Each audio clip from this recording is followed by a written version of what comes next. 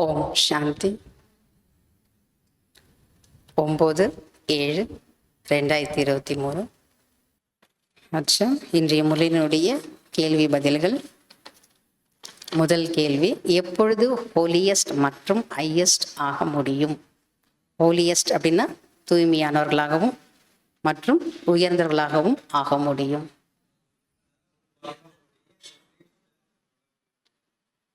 சதா ஒரு தந்தையின் உயர்ந்த தொடர்பில் இருங்கள். அப்பொழுது சதா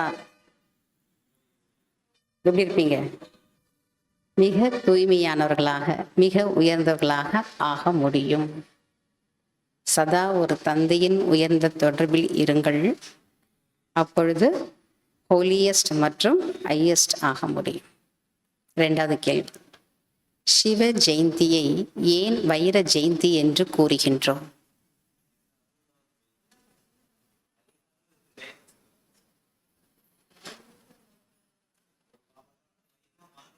வந்திருக்கிறார். பாபா சொல்றாரு, பாபா அவதரிப்பதே சோழி போன்ற ஆத்மாக்களை வைரம் போல் ஆக்குவதற்காக. ஆகவே இதை வைர ஜெயந்தி என்று கூறுகின்றோம்.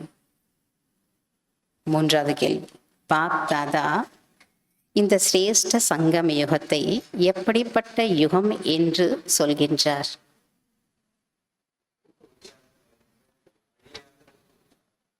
பாப் தாதா இந்த உயர்ந்த சங்கம யுகத்தை உற்சவங்களின் யுகம் என்று சொல்கிறார்.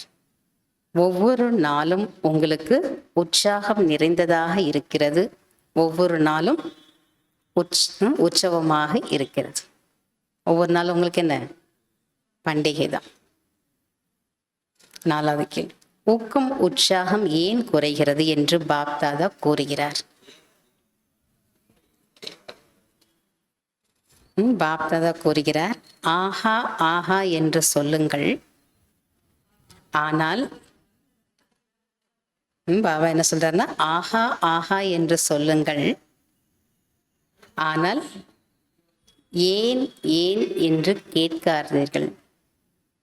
ஆனால் குழந்தைங்க என்ன பண்றாங்களா? ஏன் ஏன் என்று கேட்குறீங்க. ஏன் நடந்தது, எதுக்கு நடந்தது, ஏன் என்று கேட்கிறீர்கள்.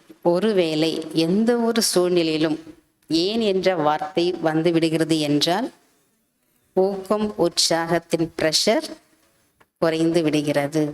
ஏன் வந்தது, எனக்கு மட்டும் ஏன் வந்தது, மற்றவங்களுக்கெல்லாம் வரல, எனக்கு மட்டும் ஏன் வந்தது அப்படின்னு நினைக்கும் போது ஊக்க உற்சாகம் என்ன ஆயிடுமா, அந்த ப்ரெஷர் குறைஞ்சிடுது. அதனால எப்பவுமே என்ன சொல்லணும்? ஆஹா ஆஹா சொல்லி பாருங்க. ஆஹா ஆஹான்னு இல்லையா, உங்க முகமே சந்தோஷமா இருக்கும், மலர்ந்துடுது. ஆஹான்னு சொன்னீங்கன்னா. ஏன் அப்படின்னும் போது முகம் என்ன ஆயிடுது, நல்லா இருக்காது. அஞ்சாவது கேள்வி, விழா கொண்டாடுவது என்றால் என்ன?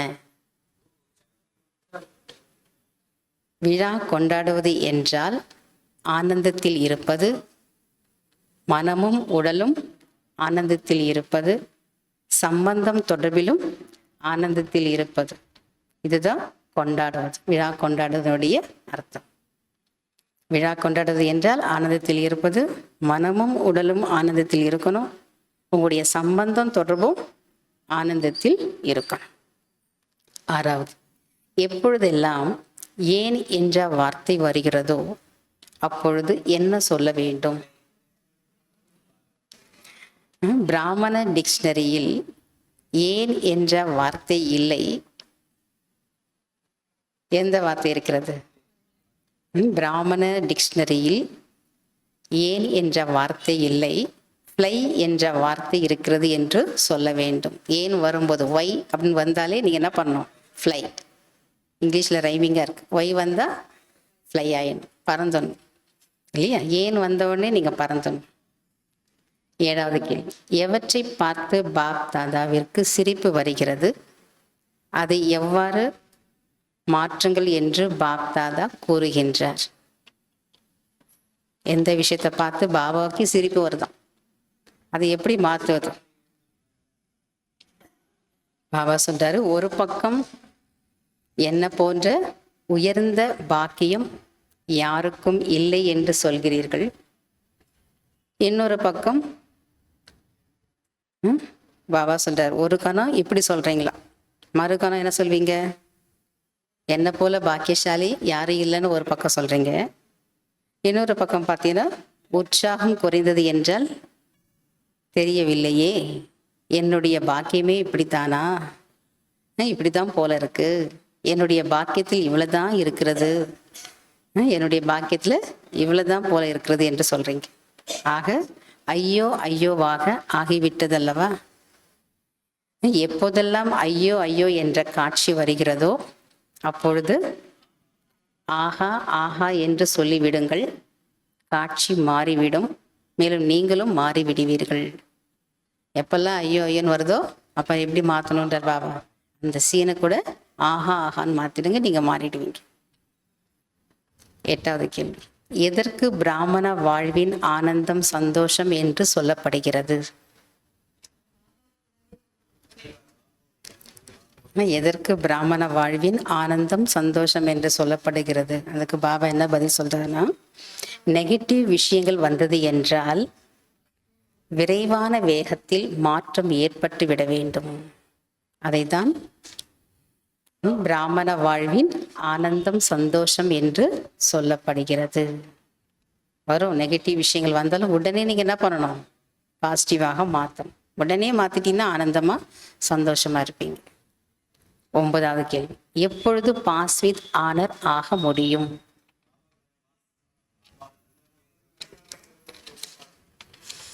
உங்கள் கடைசி பேப்பர் நாசுக்கான நேரத்தில் வரும், ஓய்வாக இருக்கும் நேரத்தில் வராது. நாசுக்கான நேரத்தில் தான் வர வேண்டும். அதனால் இப்பொழுது எந்த அளவு தன்னை அனுசரிக்கும் சக்தி இருக்கிறதோ, இப்போ பாபா சொல்றார், அதனால இப்போது எந்த அளவு தனக்கு அனுசரிக்கும் சக்தி இருக்கிறதோ அந்த அளவிற்கு நாசுக்கான நேரத்தில் பாஸ் வித் ஆனர் ஆக முடியும். உங்களுடைய கடைசி பேப்பர் நாசுக்கான நேரத்தில் வரும், ஓய்வாக இருக்கும் நேரத்தில் வராது, நாசுக்கான நேரத்தில் தான் வர வேண்டும். அதனால் இப்போது எந்த அளவு தனக்கு அனுசரிக்கும் சக்தி இருக்கிறதோ அந்த அளவிற்கு நாசுக்கான நேரத்தில் பாஸ் வித் ஆனர் ஆக முடியும். fill in the blanks. First, உற்சவம் கொண்டாடுவது என்றால் டேஷ் இருப்பது. உற்சவம் கொண்டாடுவது என்றால்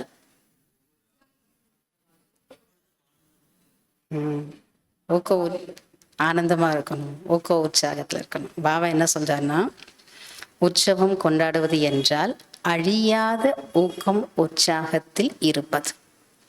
வெறும் உற்சாகம் சொல்லல பாபா, அழியாத உற்சாகத்துல இருப்பது. விழா கொண்டாடுறீங்க, பண்டிகை கொண்டாடுறீங்கன்னு என்ன அர்த்தம்? அழியாத உற்சாகத்துல இருப்பது. 2வது, சம்பூர்ண நிலை மூலம் டேஷ் அனுபவம். சம்பூர்ண நிலை மூலம் நிறைந்த தன்மையின் பாலனை அனுபவம். சம்பூர்ண நிலை மூலம் நிறைந்த தன்மையின் பலனை அனுபவம் செய்யக்கூடிய டேஷ் இருந்தும் விடுபட்டவர் ஆகுங்கள். அதாவது சம்பூர்ண நிலை மூலம் டேஷ் அனுபவம் செய்யக்கூடிய டேஷ் இருந்தும் விடுபட்டவர் ஆகுங்கள்.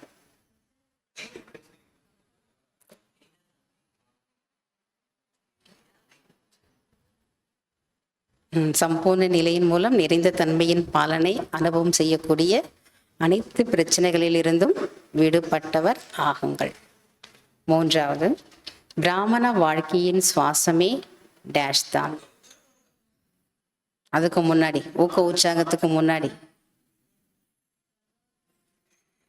பிராமண வாழ்க்கையின் சுவாசமே சதா உற்சாகமாக இருப்பதுதான். சதா உற்சாகமாக இருப்பதுதான். 4வது, வாழ வேண்டும் என்றால் டேஷாக வாழுங்கள். டேஷ் டேஷ் வாழ்வது ஒன்றும் வாழ்க்கை கிடையாது. வாழ வேண்டும் என்றால் ஆனந்தமாக வாழுங்கள். யோசித்து யோசித்து வாழ்வது ஒன்றும் வாழ்க்கை கிடையாது. அண்டர்லைன் பண்ணிக்கங்க நல்லா. எப்படி வாழணும்னு சொல்லிட்டார் பாபா. ஆனந்தமாக வாழணும். யோசிச்சு யோசிச்சு நீங்க வாழ்வது அது வாழ்க்கையே இல்லை. 5வது, சம்பந்தம் தொடர்புதான் உங்களுடைய மனநிலையின் டேஷ் ஆகும். சம்பந்தம் தொடர்பு தான் உங்களுடைய மனநிலையின் பேப்பர் ஆகும், அதாவது டெஸ்ட் பேப்பர் ஆகும். 6வது, டேஷ் வாழ்க்கை விடவும் இப்பொழுதைய டேஷ் உயர்ந்தது. எல்லாரும் பாஸ். ராஜ்ய அதிகாரி வாழ்க்கையை விடவும், ராஜ்ய அதிகாரின்னா சத்தியுகத்தில் ராஜாக போறீங்க, அந்த ராஜ்ய அதிகாரிய வாழ்க்கையை விடவும் இப்போதைய சேவாதாரி வாழ்க்கை உயர்ந்தது. அது ஏன் உயர்ந்தது சொல்றார் பாபா? அப்பா குழந்தைகள் தந்தையினுடைய துணையில் இருக்கிறீங்கள, அது இது உயர்ந்தது. 7வது, சேவையில் அலைச்சல் டேஷ் ஆக்குகிறது, டேஷ் ஆக்குகிறது.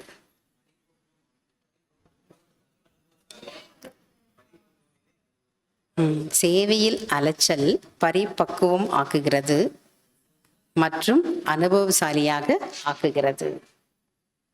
8வது, மாயாவை அறிந்து கொள்வதற்கு டேஷ் மற்றும் டேஷ் ஆகுங்கள்.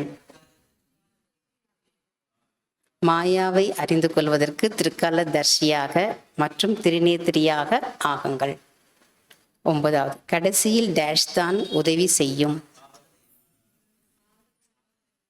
கடைசியில் சாதனை தான் உதவி செய்யும். 10வது, அனுசரிக்கும் சக்தி டேஷ் அடைய வைக்கிறது. அனுசரிக்கும் சக்தி அல்லது அட்ஜஸ்ட் பண்ணக்கூடிய சக்தி சதா வெற்றியை அடைய வைக்கிறது. அச்சா. ஓம் சாந்தி. தேங்க்யூ பாப்தாதா.